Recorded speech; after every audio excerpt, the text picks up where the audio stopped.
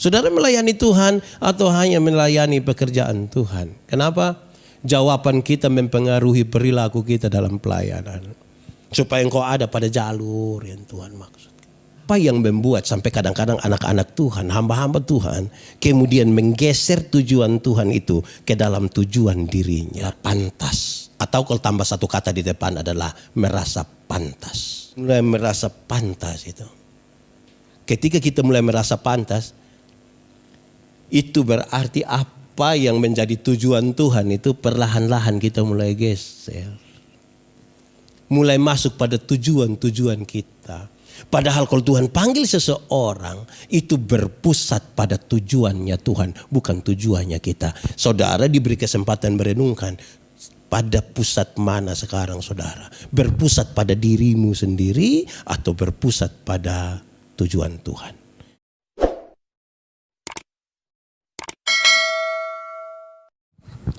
Baik saudara-saudara yang dikasihi dalam Tuhan Yesus, Shalom. Saya pilih satu bagian Alkitab untuk kita. Surat pertama Korintus pasal 1 ayat 26 sampai ayat yang ke-29, firman Tuhan berkata demikian. Ingat saja saudara-saudara, bagaimana keadaan kamu ketika kamu dipanggil. Menurut ukuran manusia tidak banyak orang yang bijak, tidak banyak orang yang berpengaruh, tidak banyak orang yang terpandang. Tetapi apa yang bodoh bagi dunia dipilih Allah untuk melakukan, untuk memalukan orang-orang yang berhikmat. Dan apa yang lemah bagi dunia dipilih Allah untuk memalukan apa yang kuat. Dan apa yang tidak terpandang dan yang hina bagi dunia dipilih Allah. Bahkan apa yang tidak berarti dipilih Allah untuk menyediakan apa yang berarti. Supaya jangan ada seorang manusia pun yang memegahkan diri di hadapan Allah. Demikian firman Tuhan. Berbahagia setiap orang yang mendengar firman, memelihara dan melakukan dalam hidup setiap hari. Shalom. Saya mulai dengan mengatakan begini saudara-saudara. Ini pertanyaan ringan saja dan semua orang bicara soal pertanyaan ini di mana-mana dan jawabannya ada. Tapi saya ingin mengingatkan kita kembali. Yaitu begini saudara. Saudara ini sementara melayani Tuhan atau melayani pekerjaan Tuhan? Itu serius itu pertanyaan. Saudara dengar berulang-ulang itu pertanyaan. Tapi saya ingin tanya hari ini kembali. Saudara melayani Tuhan atau hanya melayani pekerjaan Tuhan? Kenapa? Jawaban kita mempengaruhi perilaku kita dalam pelayanan. Kalau kita hanya sekedar melayani pekerjaan Tuhan, kita pun jadwal terlalu padat. Banyak sekali, ada di semua tempat dan orang-orang bilang, woi itu hebat betul itu. Tidak salah juga. Pekerjaan banyak toh. Tapi saudara, tanpa sadar nanti kita mengabdi pada pekerjaan. Tapi kalau hari ini jawaban saudara adalah kita melayani Tuhan, wah itu berarti sebuah keputusan yang tidak gampang. Kan dia butuh komitmen, perbaharuan tiap-tiap waktu. Karena kita bukan sekedar melayani sesuatu yang dibuat oleh manusia. Tapi ini Tuhan yang panggil saya dan saudara. Teks ini saudara-saudara, surat pertama Korintus, sebenarnya dimulai dari sebuah informasi yang mencemaskan. Kenapa? Paulus dapat informasi dari keluarga Chloe bahwa jemaat hampir pecah. Kenapa jemaat hampir pecah? Jemaat hampir pecah disebabkan karena jemaat mulai terkotak-kotak. Separuh bilang begini, pendeta yang baik itu, gembala yang baik itu, hamba Tuhan yang baik itu harus seperti Paulus. Paulus itu karena seorang penginjil. Jadi satu kali dia menginjil 2.000, 3.000 orang bertobat sekaligus. Itu dulu baru pendeta yang baik. Tapi separuh yang tidak. Pendeta yang hebat itu, yang bagus itu, yang luar biasa itu harus seperti Apolos. Karena Apolos itu seorang pengkhotbah yang luar biasa, seorang orator yang hebat. Dia berkhotbah 5-6 jam, mungkin orang tidak mengantuk juga. Orang bilang itu yang betul. Saudara lihat sekarang bahwa mulai ada perbedaan. Orang kalau saya melayani dengan pendeta Yusuf di satu tempat, pasti saudara akan bilang, wah yang bagus tuh Pak Yandi, yang bagus tuh Pak Yusuf. Mulai ada kota-kota. Karena itu maka nasihat-nasihat ini menjadi penting. Nasihat-nasihat ini menjadi penting. Paulus bilang kamu ini seperti anak-anak kecil. Kalau hidup hanya sekedar membanding-banding itu, saudara tidak terpanggil untuk melayani Tuhan. Entah sudah dipanggil untuk apa. Tapi sekarang dia mulai mengajarkan banyak hal. Dan untuk malam hari ini berkaitan dengan panggilan ini, Paulus mengingatkan kita, ingatlah ketika kamu dipanggil dulu. Kamu bukan siapa-siapa. Kamu bukan siapa-siapa.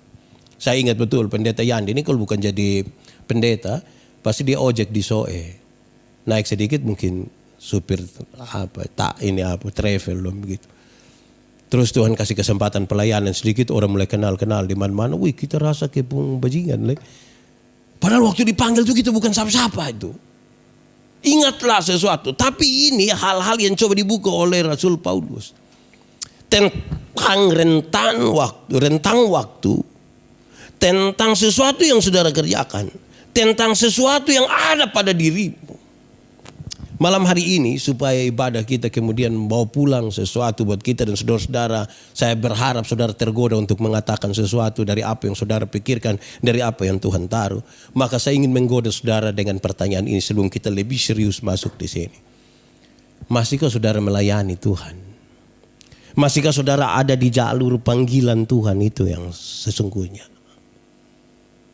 Itu harus menjadi pertanyaan tiap-tiap hari bagi tiap-tiap orang yang sementara melayani Tuhan. Dan tahu bahwa dia sementara ada dalam panggilan itu. Masihkah kita ada di situ? Tidak. Pertanyaan keduanya adalah bagaimana kita ukur bahwa kita masih ada di situ. Atau justru kita sudah ada di jalur luar. Jalur yang bukan jalur panggilan itu. Jalur di mana sebenarnya itu bukan yang Tuhan mau. Itu yang kita mau. Bagaimana alat ukurnya saudara? Saya ingin kasih tahu kita 1-2 hal di sini. Saudara renungkan baik-baik sebentar kita bercerita bersama-sama. Hari ini kita ukur. Kita diberi kesempatan oleh Tuhan lewat pemberitaan firman Tuhan ini untuk memberi jawab terhadap tema ini adalah. Yang pertama. Kalau Tuhan panggil seseorang. Pasti Tuhan punya tujuan tertentu. Amin. Berarti ini orang yang dipanggil oleh Tuhan. Dia dipanggil masuk ke dalam apa yang menjadi tujuan Tuhan. Bukan tujuan dirinya. Tuhan panggil saya dan saudara untuk tujuan tertentu dari Tuhan.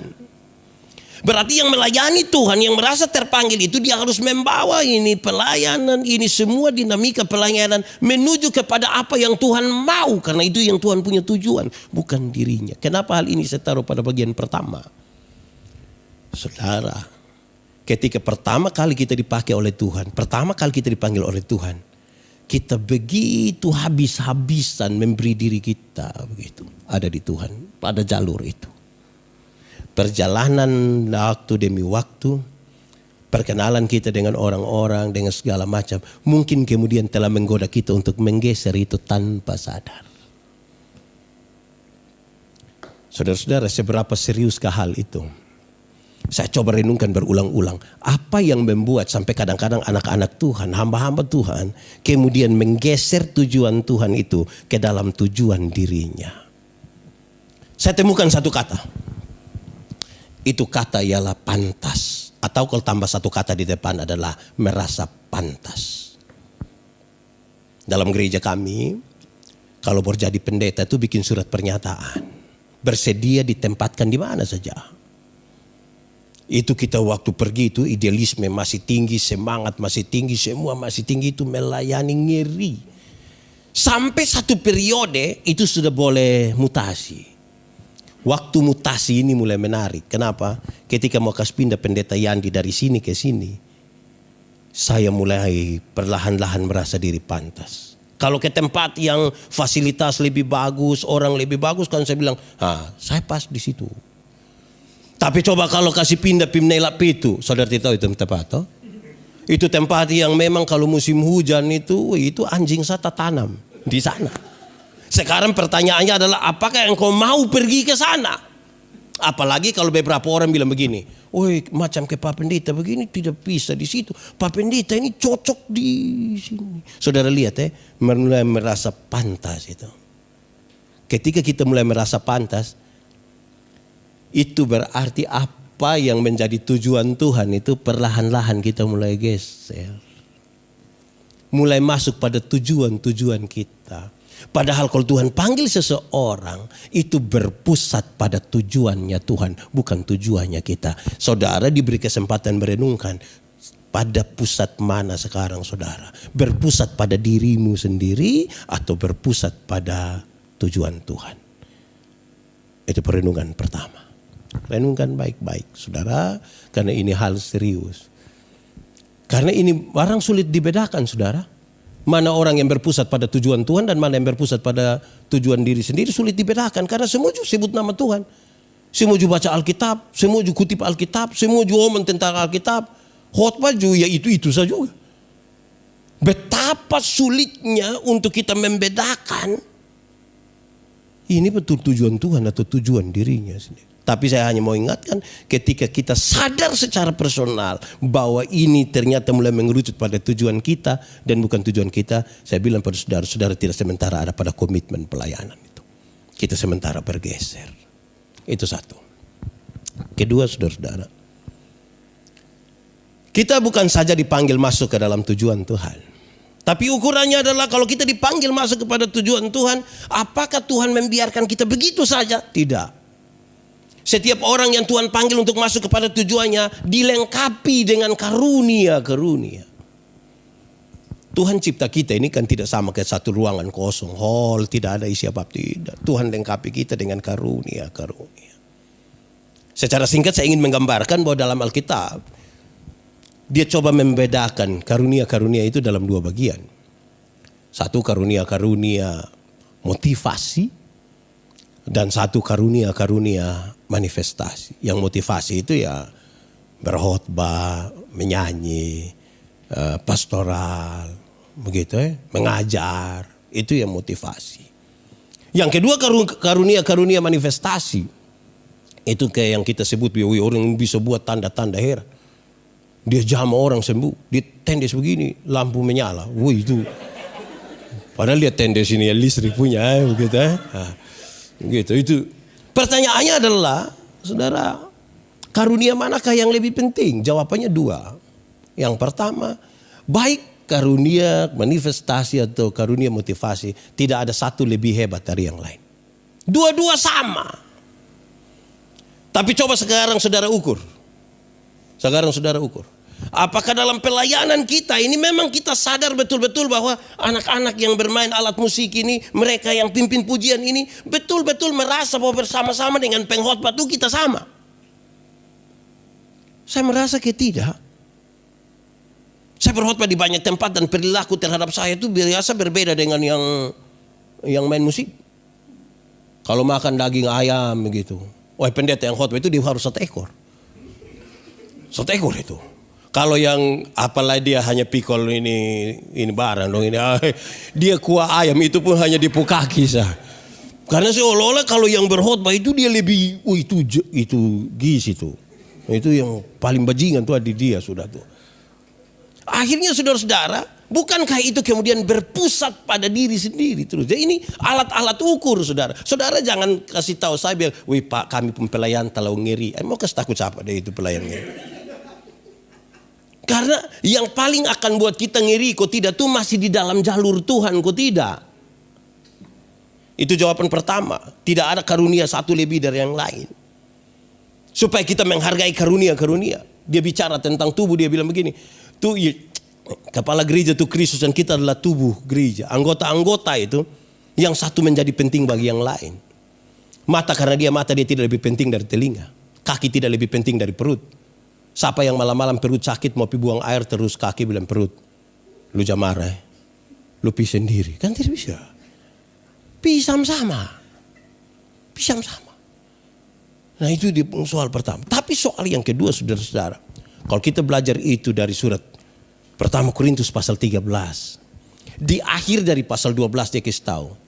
Ketika orang sibuk bicara tentang karunia-karunia yang berbeda-beda itu. Paulus kemudian mengingatkan. Tapi bosong ingat dia bilang. Ada karunia yang lebih utama lagi. Yaitu apa? Kasih. Penjelasan di dalam pertama Korintus pasal 13 itu menarik sekali saudara. Sekalipun saudara bisa bicara dalam bahasa roh dan bahasa malaikat sekalipun. Tapi kalau kasih tidak ada padamu, engkau tidak ada arti. Sekalipun engkau memberi dirimu untuk dibakar. Sekalipun. Tapi kalau kasih tidak ada. Tidak ada arti. Kasih menjadi catatan paling utama ketika kita membangun pelayanan, saudara. Kenapa? Karena banyak orang tidak melayani dengan kasih. Tidak banyak orang melayani dengan kasih. Saya pakai 2 contoh ringan. Contoh pertama, saudara-saudara, saya kalau pelayan di mana-mana tuh kadang-kadang bertingkah juga. Pokoknya sampai sana saya mau minum air yang disiapkan oleh orang di situ. Kita jaga suara ini harus minum yang kita bawa sendiri. Itu soal itu, tidak ada yang kasih. Yang kedua, saudara-saudara, dalam pelayanan atau dalam kehidupan tiap-tiap hari jemaat itu kita lihat. Kadang-kadang orang memberi bukan karena kasih. Ini kalau kita mau belajar bertumbuh di sini, jangan dari dulu yang begitu. Lebih kritis sedikit ke dalam. Kalau mau, berilah begitu. Berilah. Kadang-kadang saudara-saudara, kami ketika pelayanan ke banyak tempat, salah satunya yang viral beberapa waktu yang lalu itu Amnuban Timur. Saya tidak kesalah semua orang, saya tidak belajar untuk kesalah, tapi saya berpikir begini, saudara. Bayangkan saudara, pergi kita bawa super mie, 10 dos, terus kita kasih orang, foto, terus muat di media, tulis, indahnya berbagi. Itu kelebe. Saya tidak bilang salah, saya tidak bilang salah. Motifnya yang serius untuk kita renungkan. Motivasinya itu. Supaya saudara lihat, ketika kepada kita diberi karunia, catatan seriusnya adalah apakah saudara menemukan apa yang Tuhan taruh di dalam hidup, dalam dirimu. Tuhan waktu panggil Musa bilang, saya ini tidak petah lidah, saya ini omong agak gagap itu. Saya tidak bisa. Kenapa Tuhan panggil saya? Dia tidak, lupi. Nah, kalau begitu Tuhan, jangan suruh saya pergi kalau engkau tidak menyertai aku. Hai, itu ada tongkat di situ, lu bawa, saya pi. Saya akan menyertai, nanti saya berdiri di antara kamu. Pergi saja. Tuhan tidak pernah kasih. Persoalannya adalah apakah kita menemukan sesuatu yang Tuhan taruh di dalam diri kita atau tidak. Banyak orang ikut pelayanan tapi dia tidak menemukan apa yang Tuhan taruh dalam diri. Kakak, saya ikut majang suruh saya buat apa-apa Tuhan. Saya ikut saya. Pokoknya saya ibadah, jangan suruh doa, berat. Biar saya lihat-lihat dulu gitu. Itu bahaya itu. Itu dia saya kira tidak lagi di jalur itu. Dia di jalur 40 mungkin itu dia. Dia mulai keluar sedikit di situ. Saya melayani dan banyak orang terus bertanya saya, Pak Pendeta, bisa alat musik apa? Saya tidak bisa. Saya ini alat musik satu, saya itu pun juga hanya alat musik tiup. Ini apa? Saksofon. Livery. Bulan Agustus baru dia bunyi. Tapi supaya apa? Supaya saya tidak merasa diri inti. Supaya saya menghargai yang bermain. Karena betapa rumitnya. Suatu saat kami pelayanan di satu daerah di Amarasi Barat. Saya mau menunggu sampai dorong bongkar kembali ini. Kan panggung itu dorong bawa dari Kupang. Tidak besar. Saya lihat, biasa panggung kok besar-besar. Kenapa ini panggung kecil? Saya mungkin besar begini. Kami baru selesai bongkar tuh, bukan kami, dorang. Saya kan hanya menonton. Dom baru selesai bongkar tuh jam 3 pagi. Kami habis setengah 10 malam, dom baru selesai bongkar jam 3 pagi. Saya bayangkan waktu dorang bawa, waktu dorang pasang, waktu dorang melakukan semua di sini. Saya ini kan, dong taruh itu foto-foto saya. Bersama Pendeta Yandi, baru saya lagi tunjuk-tunjuk begini. Wih. Sudah lihat betapa, kalau dong tidak ada. Ya Tuhan kalau kasih kita, ada karunia. Ketiga, saudara-saudara, mari kita renungkan. Kita masih di panggilan itu kok tidak? Sebab apa? Orang-orang yang dipanggil dalam panggilan Tuhan, dia lebih akan fokus pada hal-hal yang punya makna. Yang berfokus pada hal-hal yang bermakna, pada tujuan Tuhan. Apa itu tujuan Tuhan, saudara? Supaya kita pahami, kita sepakat dengan ini. Tujuan Tuhan itu tidak tujuan untuk satu orang, kan tujuan untuk banyak orang. Kalau kita belajar dari kisah Alkitab, dia kasih tahu waktu manusia jatuh dalam dosa, Tuhan tidak mau untuk membiarkan manusia susah. Dia harus menyelamatkan manusia. Dia berinisiatif. Dalam inisiatif itu, dia panggil satu orang dia bernama Abraham. Dari satu orang itu menjadi satu bangsa, namanya Israel. Dari satu Israel itu menjadi semua umat manusia termasuk saya dan saudara. Berarti tujuannya itu tujuan untuk kepentingan banyak orang ini. Sehingga orang-orang yang dipakai oleh Tuhan adalah orang-orang yang berpikir dan mengerjakan hal-hal yang bermakna bagi banyak orang. Bukan bagi dirinya sendiri. Untuk kepentingan banyak orang. Kepentingan banyak orang. Kadang-kadang dia punya kepentingan untuk banyak orang itu tidak dihargai. Kadang-kadang tidak dihargai. Jadi kadang-kadang kita rela untuk mengerjakan sesuatu bagi banyak orang, saudara-saudara, belum tentu juga diterima. Persoalannya adalah saudara masih mau tetap di jalan itu kok tidak. Saya ingat ketika gereja kami, sinode kami bikin itu rumah singgah di Pasar Nekoten untuk kebutuhan anak-anak yang di pasar-pasar. Berbagi cerita dengan teman pendeta yang mengurus di situ menarik. Kan siap makan, ajar dong bahasa Inggris, matematika segala macam. Ini ada dong juga mantap. Doran datang begini lihat makanan, kalau hanya itu dong, hanya ini sekolah. Ini gratis ini, dong hanya ini. Itu kayak memang mau urut dada juga salah. Saudara bisa bayangkan. Jadi saudara jangan pikir kalau ketika saudara aktif sekarang, itu kita betul-betul lagi di jalan Tuhan. Belum tentu. Jangan sampai kita hanya sekedar aktivis pelayanan, tapi tanpa jalur sesungguhnya. Itu ketiga. Keempat saudara-saudara, orang-orang yang Tuhan panggil dalam pelayanan itu, yang akan merenungkan lagi dia masih di jalan Tuhan kok tidak. Itu dia digiring, diarahkan oleh Tuhan untuk mengambil keputusan. Dia diarahkan oleh Tuhan untuk mengambil keputusan. Keputusan itu sebegitu penting sekali dalam hidupnya. Keputusan itu terlalu penting. Karena tanpa keputusan itu, karena ini endingnya nanti di poin terakhir saudara. Kenapa keputusan itu penting? Karena keputusan itu yang menolong kita datang dengan segenap hati atau tidak. Saya ulangi untuk memberikan informasi ini. Saya kira saudara sudah tahu, tapi saya ingin sampaikan kembali. Setiap hari itu seorang manusia ambil keputusan antara 300 sampai 1500 kali. Bangun tidur, mau langsung turun dari tempat tidur atau karena dingin jadi tarik tambah kain panas. Itu keputusan. Bangun tidur, mau berdoa dulu atau foto. Itu juga keputusan. Itu semua berkonsekuensi ke masa depan. Orang-orang yang Tuhan pakai, yang Tuhan panggil, dia seolah-olah diarahkan oleh Tuhan. Engkau harus ambil keputusan. Engkau mau melayani atau tidak? Engkau mau datang tepat waktu atau tidak? Engkau mau atau tidak? Kenapa? Karena kepada kita selalu diberi pilihan-pilihan. Ada beberapa orang rajin ke gereja. Terus saya tanya, wih Bapak rajin oh? Dia bilang, mau son rajin karena mau itu boto-boto dari pagi. Daripada mau bakal lele, saya datang. Jadi ada rajin gereja itu. Tapi dia datang bukan karena memang sebuah panggilan untuk datang. Kok daripada baklai deh ibu baklai sudah lebih pi.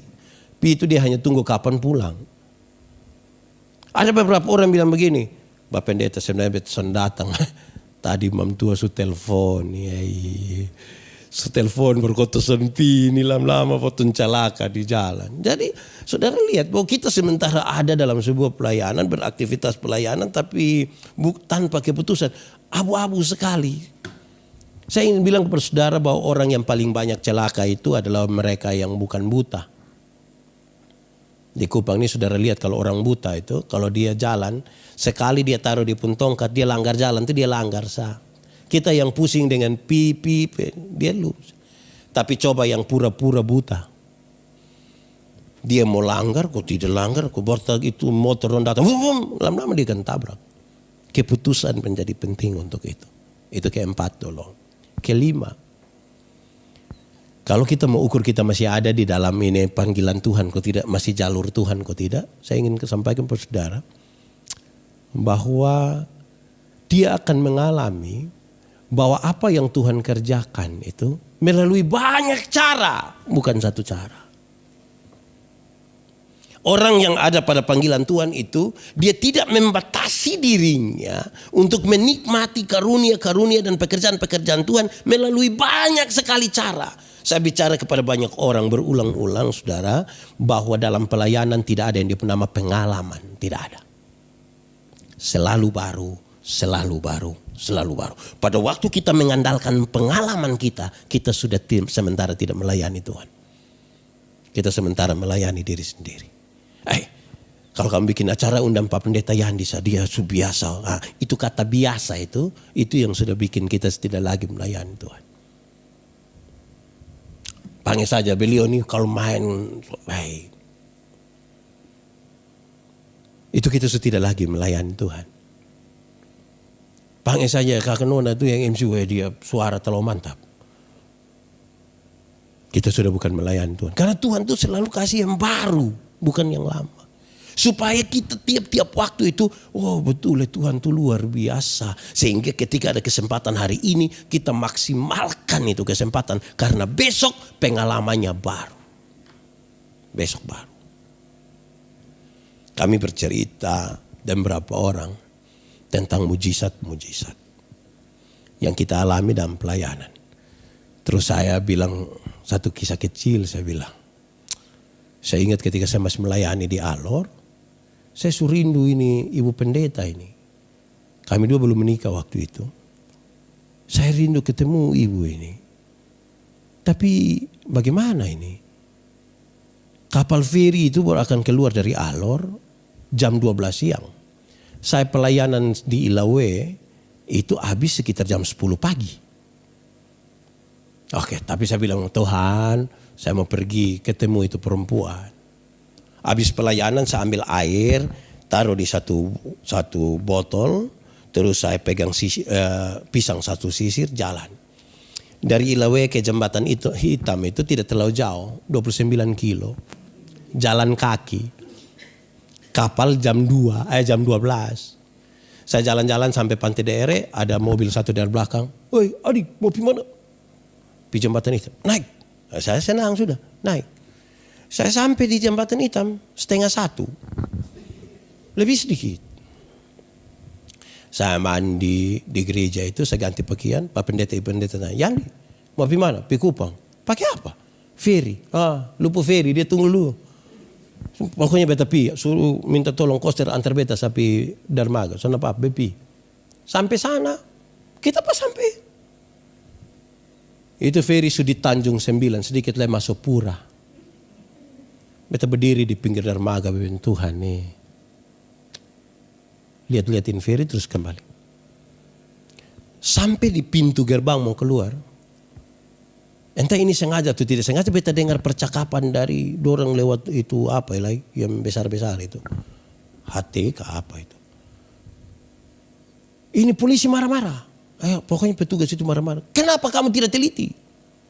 Jadi suruh pulang kembali. Ternyata ada alat satu dari Wetar yang harusnya dibawa ke Kupang. Dan ternyata itu alat belum naik. Keputusan mereka adalah ferry itu harus kembali ke Alor. Ke Dermaga. Untuk ambil itu alat. Pas sampai dong buka itu tempat, saya juga masuk dengan alat. Sampailah saya di Kupang. Terus saya koma di situ, saya tambah ini kalimat. Tapi ingat, 1 kali. Amin kok? 1 kali. Jangan bilang, sudah tidak usah siap. Kok itu hari saya sepi doa, ferry kembali. Jadi biar kita pi 4:30 juga nanti ferry kembali. Tidak begitu. Tuhan kasih 1 kali. Amin kok? Jadi kasihlah kita, kasih kesempatan untuk menikmati lagi. Karena itu tidak akan berulang. 1 kali. Ketika saya di Alor, saya singgah di satu pelayan rumah. Ibu Pendeta Ina, almarhum dia. Kami duduk-duduk bercerita makan. Aduh hujan lebat. Jam 9. Malam. Dia bilang, kakak ini bagaimana? Nah, sudah saya berdoa. Saya berdoa. 5 menit kemudian hujan berhenti. Saya turun. Pergi ke Kalabahi, besok saya pulang dia begini. Wih kakak, bisa tadi malam berdoa hujan berhenti? Bisa. Saya iya. Kenapa? Karena hujan tidak berhenti, berarti tadi malam kita dua tidur sama-sama. Karena tanpa tidur satu sah. Saya mau tidur di mana? Lu di mana coba? Kita sama-sama di situ toh. Ya. Jadi Tuhan juga tidak mau begitu. Dia dengar dia hamba. Untuk berdoa Tuhan ini berat, roh penurut tapi daging lemah. Terus saya koma di situ saya tambahkan. Tapi ingat 1 kali. Bukan besok hujan piin dulu cepat-cepat nanti doa. Itu hujan tidak berhenti lagi.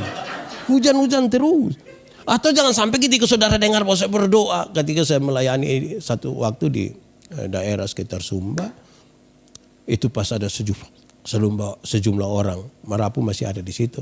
Kami mau pergi ke pemakaman kepala desa Mereda Kalada. Hujan besar. Kepala desa di situ bilang saya, berdoa kok hujan berhenti kok kita jalan. Seperti ngiri. Puji Tuhan lah, berdoa hujan berhenti kami bisa jalan. Terus saya merenungkan bagian ini, saya bilang begini. Jadi apakah pendeta Yandi itu tidak perlu siap payung kok di rumah? Kok dia berdoa hujan berhenti? Jadi jangan kasih kecil Tuhan punya mujizat, pekerjaan yang besar itu dalam kita kerangka berpikir yang sempit sekali. Yang terakhir, saudara-saudara, ini tadi saya bilang ini endingnya di sini. Orang yang ada pada panggilan Tuhan itu supaya dia sadar bahwa kenapa pelayanan ini sangat penting, saudara. Itu dia akan sampai pada apa yang saya sebut dengan nama dia mengalami sebuah pertumbuhan spiritualitas. Dia punya ini spiritualitas dan iman itu bertumbuh. Itu jalurnya di situ. Kenapa saudara? Banyak orang melayani Tuhan bertahun-tahun tanpa spiritualitas yang bertumbuh. Tanpa spiritualitas yang bertumbuh. Apa itu bertumbuh?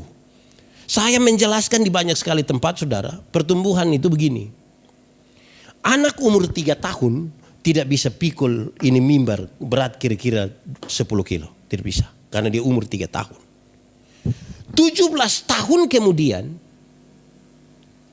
Ini anak umur 20 tahun. Dia sudah bisa pikul mimbar yang 10 kilo atau tidak? Bisa. Yang berubah anak atau mimbar? Anak. Itu pertumbuhan. Bukan beban yang menjadi ringan. Tapi dia meminta bahu yang semakin kuat. Karena dia percaya. Kalau Tuhan izinkan ada beban dan persoalan. Tuhan tahu dia punya kekuatan sampai seberapa kuat. Itu pertumbuhan. Saudara berhenti menangis, merengek-rengek, meminta Tuhan kalau bisa ringankan ini beban. Itu anak-anak belum bertumbuh. Kita yang berubah, bukan orang lain yang berubah. Banyak hamba-hamba Tuhan seperti saya, terlalu sibuk suruh orang lain berubah, sampai lupa merubah diri sendiri. Padahal perjuangan paling besar itu sini. Saya bercerita dengan banyak orang, saya kasih tahu orang. Setan tuh takut sama tong, Jo. Kalau tong suatu kali berdoa itu setan bangun lari. Mungkin baru dengar kita pun suara setan langsung lari. Tapi itu setan yang dari luar. Jarang sekali ada hamba-hamba Tuhan datang bilang, Pak Pendeta tolong berdoa kau usir buang setan kepala batu di sepu. Itu tidak ada. Jadi kita sibuk dengan orang lain pun setan di luar. Setan di dalam kita tuh kita kasih tinggal dia semakin besar, semakin besar. Kedewasaan itu ada 3 saudara. Pertama, dewasa biologis. Dewasa biologis itu hari kita pemberat badan hanya 37. Sekarang sudah 73. Itu dewasa biologis. Waktu itu pakai celana nomor 27 tidak ada masalah karena perut teratas atau sekarang ke perut ada 3, satu di sini, satu lagi. Itu dewasa biologis, apapun bisa begitu. Makan tidur, cocok gumuk. Apalagi corona begini, ini kita di rumah makan terus begini. Woi itu lama-lama ini kancing dong jaga jarak dengan ini barang semua ini. Itu baru dewasa biologis. Kedua dewasa psikologis. Dewasa psikologi tidak tergantung umur dan berat badan. Umur 40 tahun mau kalau tukang tersinggung. Sedikit-sedikit tersinggung. Sedikit-sedikit tersinggung. Sedikit-sedikit tersinggung. Tersinggung kok sedikit-sedikit. Orang baru lihat dia, lu lihat apa? Hai, ini badan saya yang besar. Sesungguhnya dia masih. Nah yang ketiga, ketika dia punya kedewasaan spiritualitas dan kedewasaan iman itu yang menarik saudara. Kenapa spiritualitas itu gerakan dari dalam ke luar, bukan dari luar ke dalam. Banyak orang melayani karena gerakan dari luar ke dalam, bukan karena dari sini ke luar. Ini dia hidup, dia melayani dari cara pandang orang terhadap dirinya. Masih banyak kita punya spirit yang bermasalah. Semua yang kita kerjakan itu butuh pengakuan dari luar. Itu spiritnya bermasalah. Orang yang ada pada jalur panggilan Tuhan itu, spiritualitas itu bergerak dari sini ke sana. Saya bikin status saudara mulai kok tidak penting. Saudara setuju kok tidak penting. Karena saya mempertanggungjawabkan itu kepada Tuhan Allah. Saya tidak akan sibuk dengan butuh pembelaan dari siapapun. Ini serius. Spiritualitas yang bertumbuh itu membuat kita yang berubah. Kalau saudara berdoa dalam spiritualitas yang dewasa, saudara akan berdoa begitu rupa sampai menemukan apa yang Tuhan mau, bukan apa yang saudara mau. Ketika saudara doa, saudara puasa, doa dan puasa itu merubah dirimu dan bukan merubah Tuhan Allah. Masih banyak orang ini kan bergumul, Tuhan nih. Saya berdoa sampai berhenti toh. Karena kita lagi berusaha untuk menemukan apa yang kita mau, bukan apa yang Tuhan mau. Padahal doa yang sesungguhnya dalam kedewasaan itu adalah membiarkan seluruh pikiran kita, membiarkan seluruh perasaan kita Tuhan kuasai. Membiarkan pikiran dan perasaan itu Tuhan kuasai. Saudara lihat sekarang, kalau orang membiarkan seluruh pikiran perasaannya Tuhan kuasai, hidupnya berkenan kepada Tuhan kok tidak? Tapi kalau orang tiap hari punya jam doa yang ngeri, dari pagi sampai malam dia hanya berdoa sah, tapi tidak membiarkan seluruh pikiran perasaannya Tuhan kuasai, hidupnya berkenan kepada Tuhan kok tidak? Saudara lihat, kedewasaan spiritualitas merubah kita. Kadang-kadang perubahan itu begitu perubahan itu begitu pelan, sampai-sampai kita sendiri tidak rasa. Orang lain yang bilang begini, wih kakak su berubah. Kita bilang, hai betul. Karena itu saya kasih tanda hati-hati. Jangan terlalu percaya kalau ada yang tak kuju datang dan bilang, kakak setahu kosong belum, besok bertobat. Besok bisa gila ulang, saudara. Tidak semua orang pun pengalaman rohani itu seperti Paulus. Yang Tuhan pegang, tidak. Dia ikuti ini perjalanan, tidak. Ini memang persoalannya ada pada saya. Nah saudara lihat, ini dia alat ukur, 6. Saudara malam pulang dari sini, saudara renungkan, saya masih ada di ini jalur, kok tidak? 1, tujuan Tuhan, bukan kita pun tujuan. Kadang-kadang kita bikin karena kita merasa pantas, kita kira kita pun tujuan itu tujuan Tuhan. Yang kedua, Tuhan tidak pernah kasih kita kosong. Ada karunia-karunia. Ada pakai kok tidak itu karunia yang Tuhan kasih. Ketiga, Tuhan itu kalau kita masih di jalur panggilan Tuhan tuh, kita melakukan segala sesuatu bermakna. Bermakna untuk kepentingan yang banyak orang itu. Keempat, dia panggil kita untuk dengan banyak cara. Banyak sekali cara. Untuk kita menikmati dia pun ini dia punya mujizat-mujizat dan karunia-karunia. Ini yang kelima, yang keempat itu dia mengarahkan kita untuk ambil keputusan. Karena saudara tidak akan bisa buru 2 rusa sekaligus untuk dapat di satu waktu yang sama. Tidak bisa, itu nasihat orang tua dulu. Alkitab bilang begini, orang yang mendua hati tidak akan pernah tenang dalam hidupnya. Harus ambil keputusan. Kakak Nona dong seumur 28 tahun, belum menikah, ada 2 laki-laki sekaligus mau. Yang harus dilakukan adalah ambil keputusan. Buat tiap malam hanya bilang, ini kok, ini. Lama-lama tidak kawin itu. Keputusan menjadi penting.